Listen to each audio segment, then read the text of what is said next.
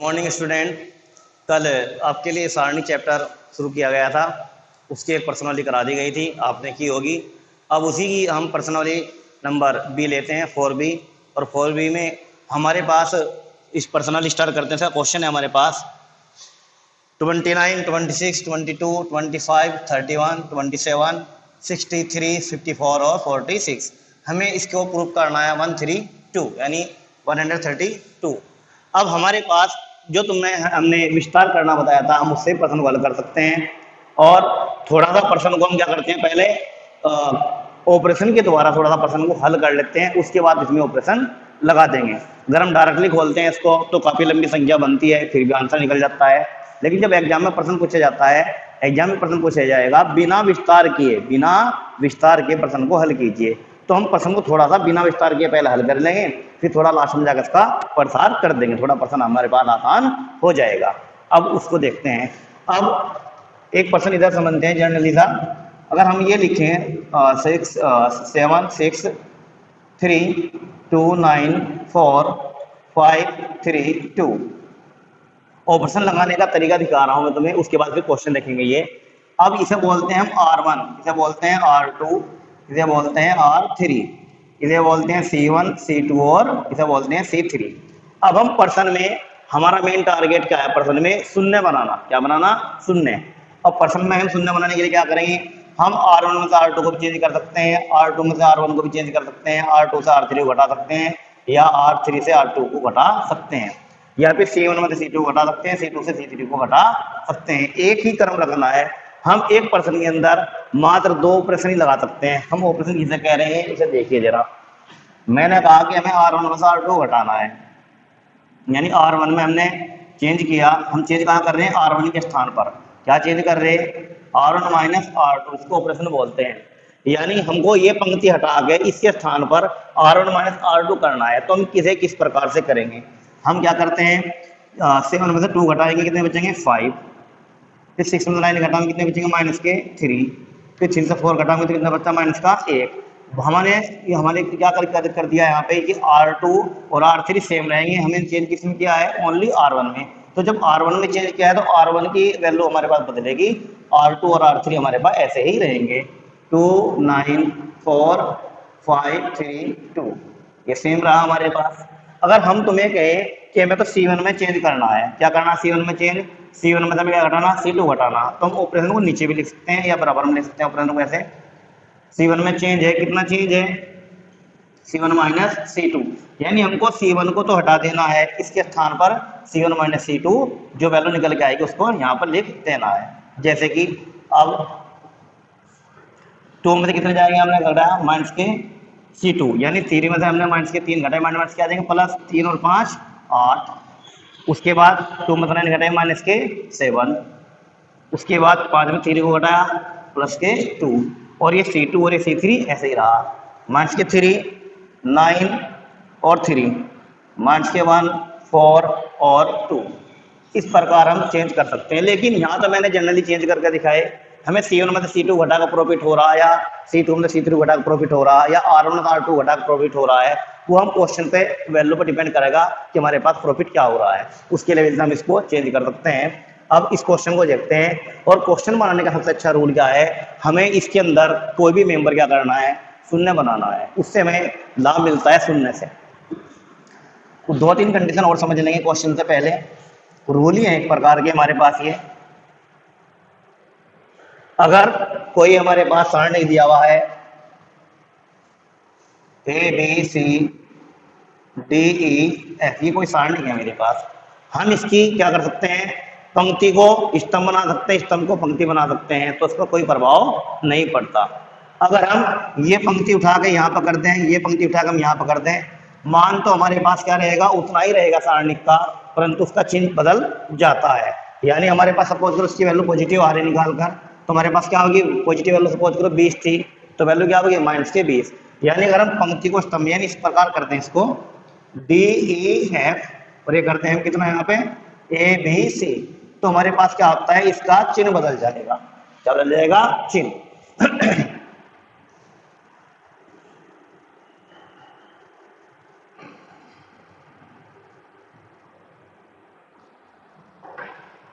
अगर हम किसी सारणी दे रखा हमारे पास ये A B C D E F, अगर हम यहाँ m से गुणा कर देंगे तो सारणी का मान m गुणा बढ़ जाएगा, सारणी का मान m गुणा बढ़ जाएगा, क्योंकि इस m की गुणा यहाँ पे सभी मेंबर में होगी, अर्थात जो इसकी वैल्यू होगी उसका मान m गुणा हो जाएगा। अब क्वेश्चन देखते हैं इधर।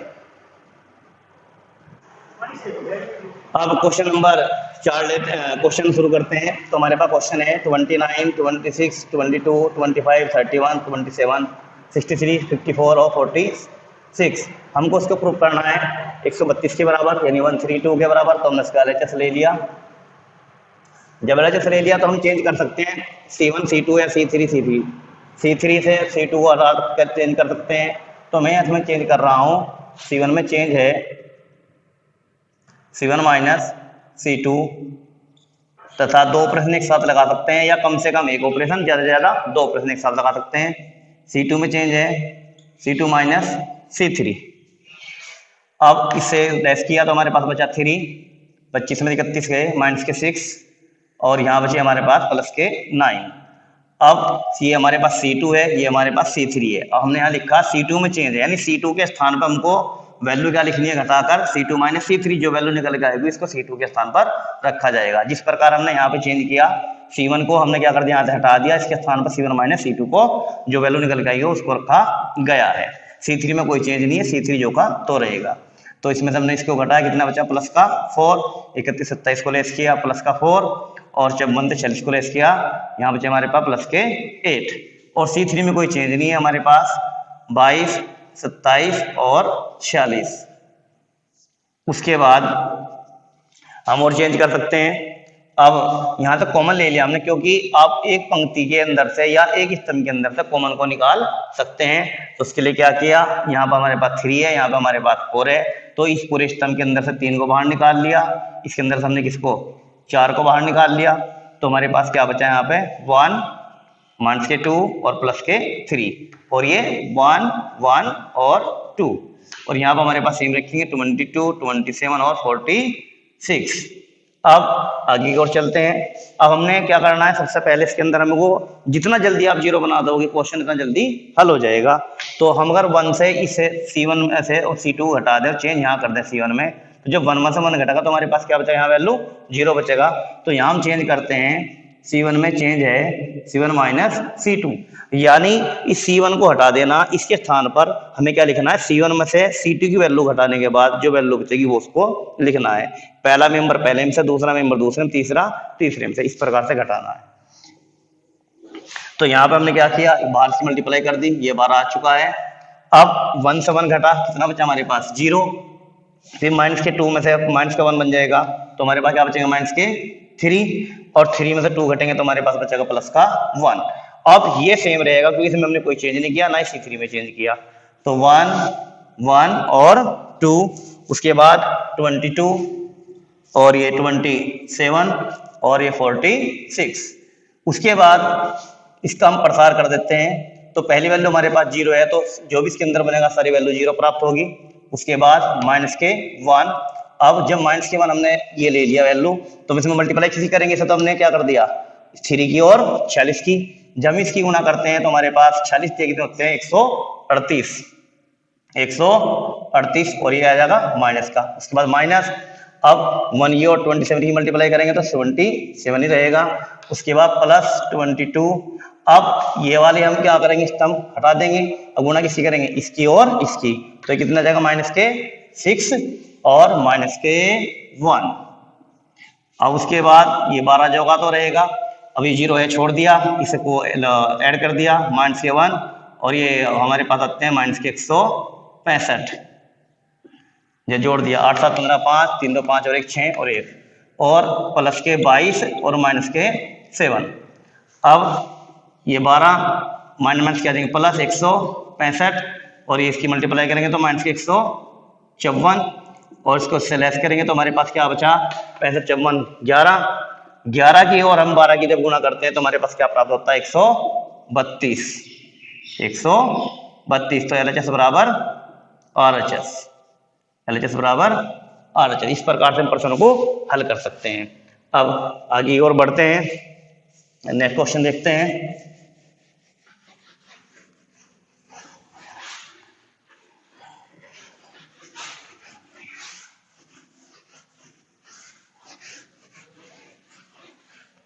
अब नेक्स्ट क्वेश्चन देखते हैं। अब अगले क्वेश्चन को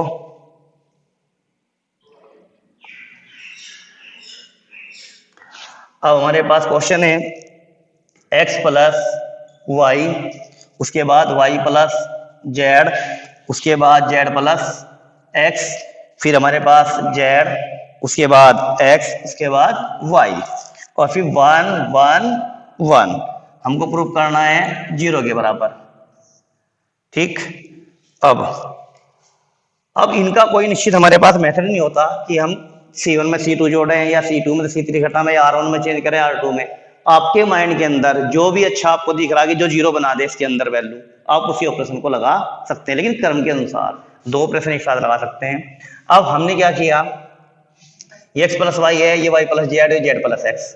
हमने क्या किया, ये हमारे पास R1 है, क्या है R1 में मैंने R2 जोड़ दिया और चेंज कहां कर दिया, R1 के स्थान पर, या यहां पे चेंज कर लो, आपकी इच्छा है।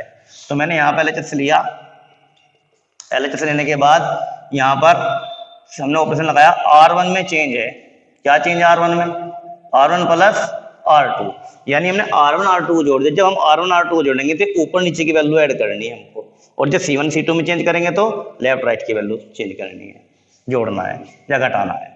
अब उसके बाद यहाँ पे हमारे पास वैल्यू आती है, जब इसमें हमने ये जोड़ा तो x plus y plus z प्राप्त होगा। अब इसमें भी x जोड़ेंगे,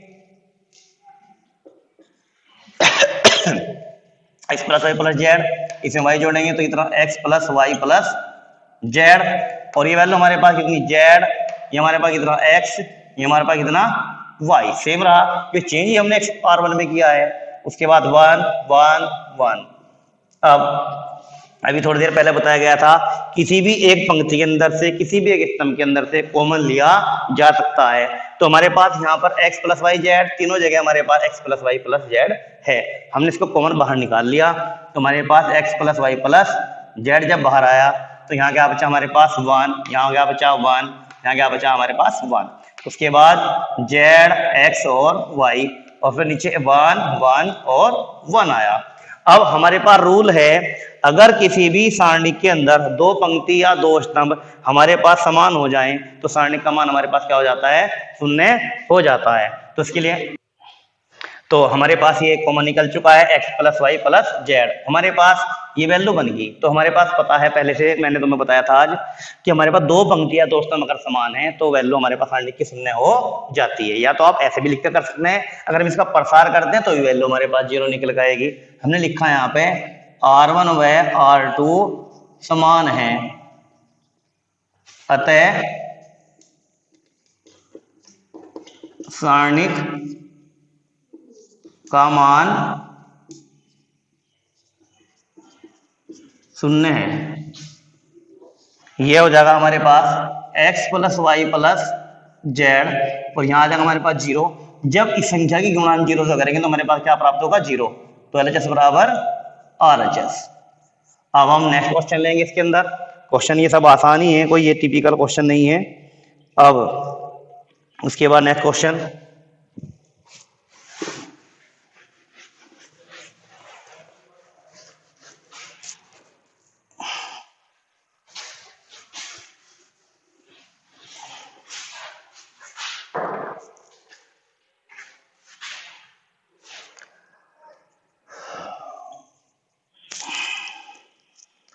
x a और x plus a, y b और y plus b, z c और z प्लस c, वैल्यू करनी है हमें 0 के बराबर प्रूफ।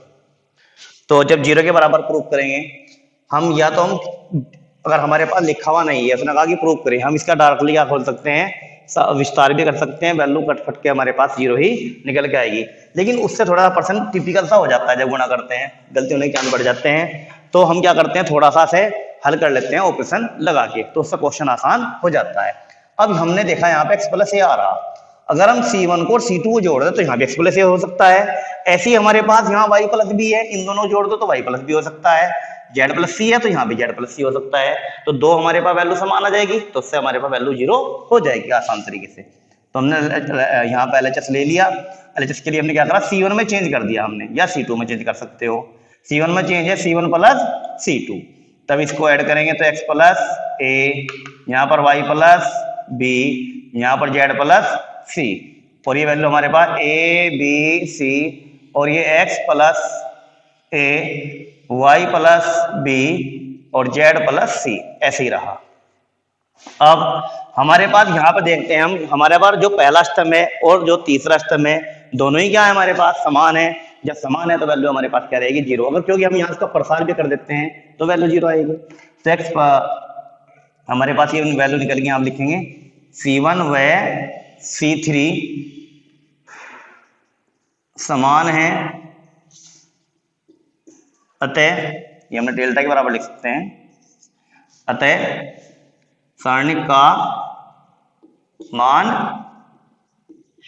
0 होगा या 0 है। तो हमारे पास निकला है डेल्टा इक्वल टू कितना, 0, यानी हमारे पास जो वैल्यू हमने ली थी इसकी वैल्यू हमारे पास निकल चुकी है 0। तो LHS बराबर RHS।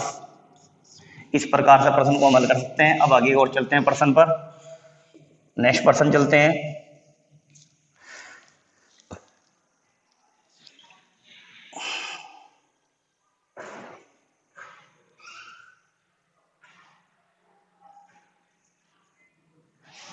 लिखा है B plus C Q plus are और Y plus Z, C plus A और आर प्लस पी और Z plus X, A plus B तो पी प्लस क्यू और एक्स प्लस वाई। ये क्वेश्चन दिया और हमको प्रूफ करना है 2 A B C P Q R X Y और जेड, ये वैल्यू हमको प्रूव करनी है। अब इसको प्रूव करते हैं, इसका LHS लेते हैं। अब हमने इसका LHS लिया और हमने देखा वैल्यू में a B C P Q r और एक्स वाई जेड बनाना है। तो मैं सबसे पहले क्या करना है, इसमें कॉमन आ रहा कॉमन ले लो, वरना में 0 बनाना है इसमें सबसे पहले। तो मैंने क्या किया, यहाँ पे चेंज कर दिया। मेरे पास 6 तरीके हैं इसके सॉल्व करने के। या तो आप क्या करो R1 में चेंज कर दो, R1 plus R2 plus R3, या R2 में चेंज कर दो या R3 में, या C1 में C2 में और C3 में। जब ऐसी कंडीशन होती है तो हम सबसे पहले बेस्ट तरीका क्या रहता है हमारे पास, R1 में चेंज करना, क्योंकि प्रसार वहां से आसान खुलता है। तो R1 में चेंज है R1 plus R2 plus R3, यानी हम तीनों को भी जोड़ सकते हैं एक साथ। तो हमने जब जोड़ा तो हमारे पास B प्लस सी और ये ए प्लस बी और बी प्लस सी प्लस ए, तो जब जोड़ेंगे तो हमारे पास 2a 2b 2c बन जाएगा। तो 2a प्लस बी प्लस सी, मैंने 2 क्या ले लिया, कॉमन कर लिया पहले से ही। ऐसे ही इन तीनों को जोड़ेंगे तो 2p हो जाएंगे, 2q हो जाएंगे, 2r हो जाएंगे। हमने 2 कॉमन ले लिया तो p plus q plus r बन जाएगा। जब इन तीनों को जोड़ेंगे तो 2 तो x बन जाएंगे, 2 y बन जाएंगे, 2 बन जाएंगे z। तो हमने 2 को कॉमन ले लिया, x plus y plus z, ये प्राप्त हो जाता है हमारे पास। और ये सेम रखा है यहाँ पे c प्लस ए और r प्लस पी और z प्लस एक्स। ऐसे ही है a प्लस बी और p प्लस क्यू और x प्लस वाई। अब उसके बाद यहाँ से हमने क्या कर लिया, 2 कॉमन ले लिया, 2 यहाँ भी, 2 यहाँ भी, 2 यहाँ भी, 2 कॉमन आ चुका है। तो हमारे पास वैल्यू क्या बची, a plus b plus c और p plus q plus are और x plus y plus z. उसके बाद यहाँ बचता है हमारे पास c plus a, r plus P और z प्लस एक्स, और ये बचता है a प्लस बी और p प्लस क्यू और x प्लस वाई। अब क्वेश्चन को उसको आगे की ओर लेके चलते हैं। और अब हमने ऑपरेशन यूज किया इसमें, क्योंकि हमारे पास यहाँ पे क्या चाहिए a, तो R1 में से क्या घटा दो, R2। जब R1 में से R2 घटाओगे तो ये बचाना है ना, जब R1 में से हम R2 घटाते हैं तो हमारे पास वैल्यू बचती है ये C और A कट जाएगा तो हमारे पास बचता है B, और जब यहाँ से घटाएंगे तो हमारे पास क्या करता है यहाँ से घटाते हैं तो आर और पी और आर करता है, तो वैल्यू फिर बाद में चेंज कर देते हैं। तो यहाँ पर ऑप्शन लगाएंगे, R1 में चेंज है, R1 में चेंज है, तो A बचाना हमको, B प्लस सी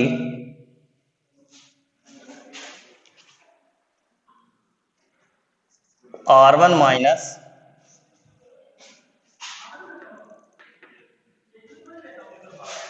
R2, R1 माइनस R2, दूसरी वैल्यू क्या चेंज कर दें, एक को चेंज कर लो पहले, R1 माइनस R2, यहां से घटाओ तो हमारे पास ये C कट जाएगा और A कट जाएगा, तो क्या बचेगा हमारे पास B। यहां घटाएंगे वैल्यू तो हमारे पास क्या बचता है, दूसरा ऑप्शन भी साथ साथ लगा दो, यहां पे साथ साथ लगा दो ऑपरेशन, R2 में चेंज कर दो A और R3 में चेंज कर दो, दो ऑपरेशन साथ साथ लगा दो, R2 माइनस R3 ये चेंज कर लो, इस आसान रहेगा दो ऑपरेशन लगा के। R2 में चेंज है, ये R2 है हमारे पास, R2 में चेंज है R1 माइनस R2 और R3 में चेंज है R2 माइनस R3। तो पहली वैल्यू सेम रखेंगे, A plus B plus C, P plus Q plus R और X plus Y plus Z, ऐसे ही रखा। अब 2 हमारे पास कौन बाहर है, अब हमने क्या किया, जब इसमें से हमने इसे घटाया तो हमारे पास क्या बचता है B, और फिर इसमें से घटाओगे तो R भी कट जाएगा, P भी कट जाएगा, तो हमारे पास क्या बचता है Q, फिर इसमें से घटाओगे तो हमारे पास Z कटेगा, X कटेगा, तो क्या बचेगा हमारे पास Y। उसके बाद हमने R1 में से ही घटाना है, R1 में से R3 को घटा दिया, जब R1 में से R3 को घटा रहे हैं यानी इसमें से इसे घटाना है, तो B कटा और A कटा, तो हमारे पास क्या बचा C। इसे सही करेंगे ऑपरेशन को, R3 ऑपरेशन में लगाया R1 माइनस R3, यहां से लेस किया तो P और Q कटा, हमारे पास क्या बचा हमारे पास R, और यहाँ पे हमने X और Y कैंसिल हो जाएगा, समझो हमारे पास बचता है Z। उसके बाद हमने हमारे पास दोनों वैल्यू आंसर की आ चुकी है, ऊपर की वैल्यू रह रही है, हम क्या करेंगे इन दोनों वैल्यू को जोड़कर इसमें से घटा देंगे, यानी R1 में चेंज करेंगे, R1 में चेंज है R1 minus R2 plus R3, हमको क्या करना है इस वाली वैल्यू में से इन दोनों को ऐड करके वो घटा देना, जो घटा के बचेगा उसको R1 के स्थान पर लिखना है। तो 2 दोनों को ऐड कर दिया B प्लस C, जब इसमें से B प्लस C को हटाओगे तो हमारे पास क्या बचेगा A, देख लो जरा ध्यान से, दोनों को क्या करना जोड़ना है, और यानी पहले मेंबर पहले के साथ जुड़ेंगे B प्लस C और इसमें से घटाएंगे तो हमारे पास क्या बचता है A। फिर उसके बाद हमारे पास इन दोनों को जोड़ते हैं, इसमें से घटाएंगे तो Q और R कर देंगे तो क्या बचेगा P। फिर यहाँ पे क्या होगा Y को और Z को दोनों को जोड़ने देंगे, इसमें से को घटाएंगे तो क्या बचेगा हमारे पास X, ये बचता है हमारे पास, मतलब Z और Y कट जाएंगे तो हमारे पास बचता है X।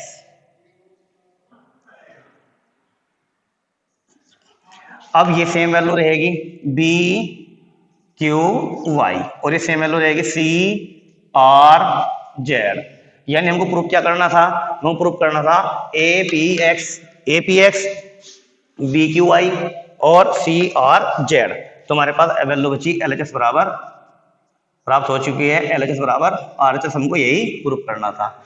आगे आप क्वेश्चन करके देखेंगे, जो क्वेश्चन नहीं होगा उसको आप कॉल के माध्यम से पूछ सकते हैं या आप व्हाट्सएप से पूछ सकते हैं। Thank you.